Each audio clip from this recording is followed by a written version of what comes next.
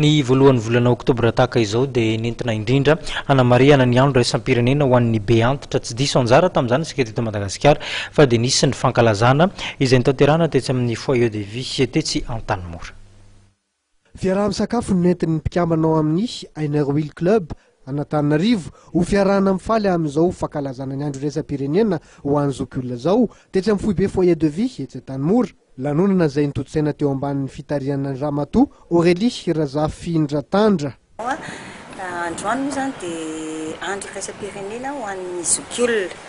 dia tonga izay fikambanana Will vehivavy malagasy hanolotra hitondra sakafo ny eritreretinay hiova amin'ny anjareo isan'andro tonga izay hanolotra an'izany anio amin'izao fankalazana ny andron'ny zokiolona izao. Efa mandavataona ny manao hetsika toy izao entina nampian'andreo zokiolona ny fikambanana izay entana zokiolona eny amin'ny 30 etsy Antanimora ary 570 kosa eny Hiambomanambola. Mpikarakara maherin'ny 20 kosa no misahana ny foyer de vie anankiroa ary vehivavy no betsaka sahala taona 80 no hidirana ao amin'izany foibe ary misy ny fanady adiana ahafahana miditra amin'izany.